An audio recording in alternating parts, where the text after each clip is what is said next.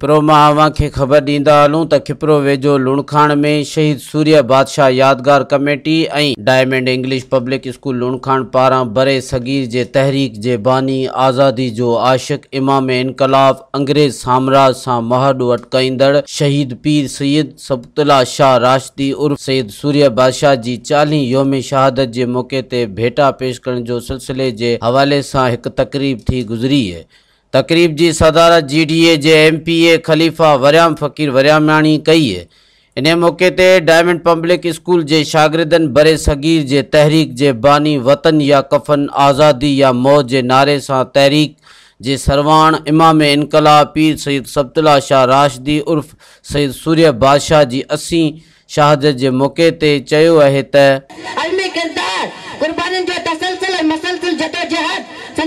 सालन वारी फौज जवानी जा एड़ा ताज़ीम पानी है जिनजो मिसाल मिलन मुश्किल है। जिते अंग्रेज साम्राज्य जो कारे अंधो कानून चरबट राज अंधेर नगरी जुल्म जा लाजवाल दास्तान हुरत जो अंधो कानून पास करे बिना के जांच पड़ताल जे गोली जो आर्डर हुजन।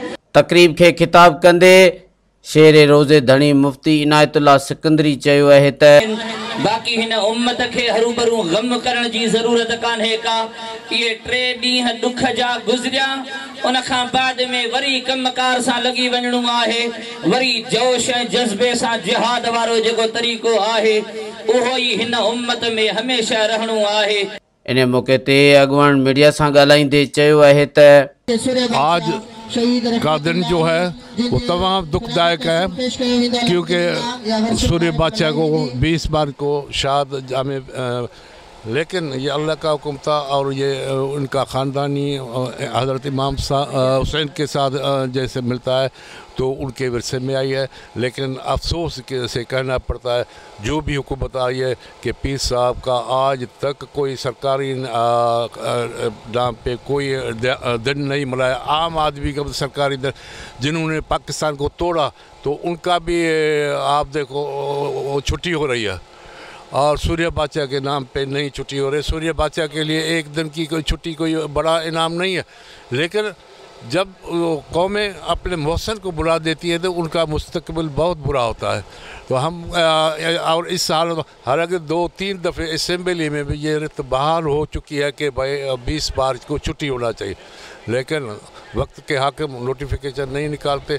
और जो भी है ज़्यादातर भी जो आज आप देखोगे जो भी पीर साहब के चाहने वाले पीर साहब के साथ उनको तंग कर रहे हैं, उनके साथ बुरा चल रहा है, उनके हर चीज़ से उनको पीछे रखा हुआ है। और हम इंशाल्लाह जैसे पहले सूर्य बादशाह के साथ है अभी भी उनके साथ है, जैसे उनका हुक्म होगा पहले भी जान दी है अभी भी जान देने के लिए, लेकिन हम पीर साहब के कहने पर पुरअमन है। नोटिफिकेशन तो वज़ीर आला का काम है ना, वज़ीर आला नहीं निकालते उसको क्या करेंगे। नोटिफिकेशन जब ये जो भी असेंबली का बिल होता है या कुछ भी तो नोटिफिकेशन वो गवर्नमेंट को निकालना पड़ता, तो नहीं निकालेगा तो उससे ज़बरदस्ती तो नहीं कह सकते।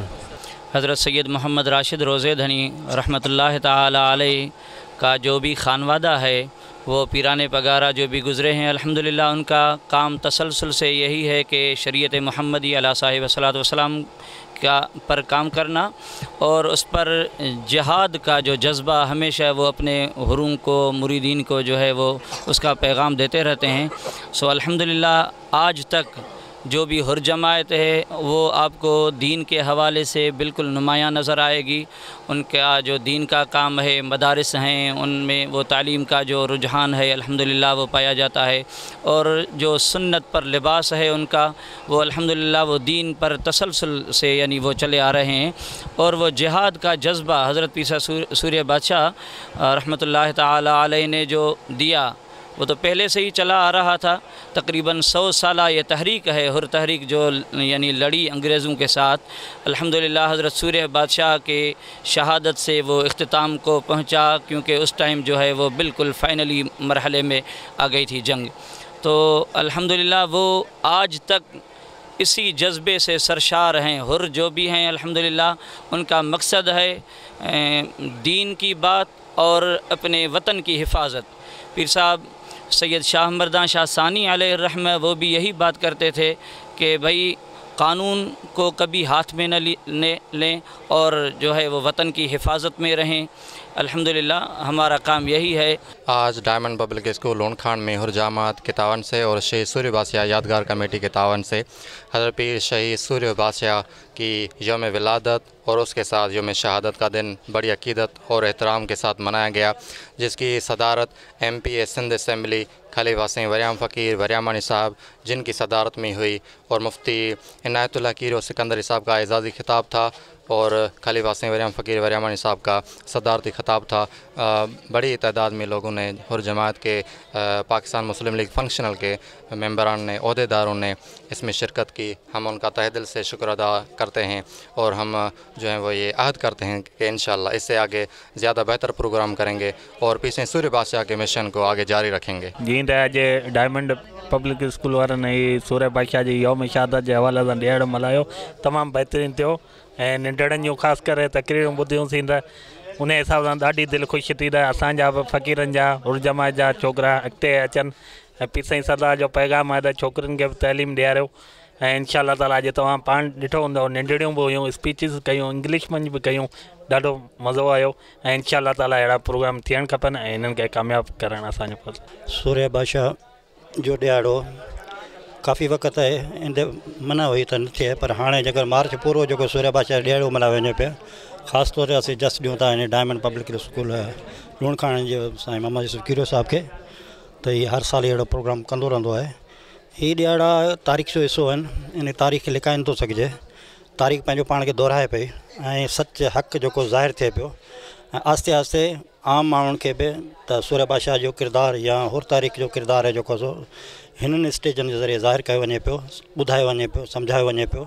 असांजे नए नसुल खे बि इन्हनि प्रोग्राम जे ज़रिए आगाही मिले थी। ऐं सम्झो त हाणे इहा शइ लिखी छिपी रही न आहे। इनाम इनकलाब पीर सैयद सूर्य बादशाह जन जी यौम शहादत हमेशह लाइ जेका जमायत आहे उहा निहायत अक़ीदत ऐं एहतराम सां मल्हाईंदी आहे।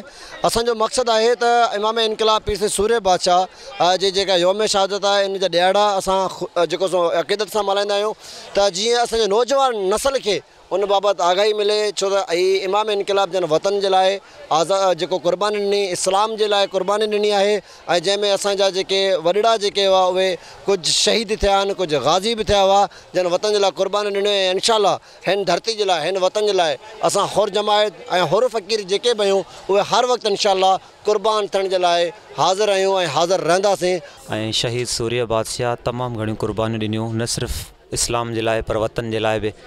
असां इहो ई चवंदासीं हिन ॾींहं ते त शहीद सूर्य बादशाह जिन जेके ॾिनल क़ुर्बानियूं आहिनि उन्हनि जो क़दुरु करणु घुरिजे।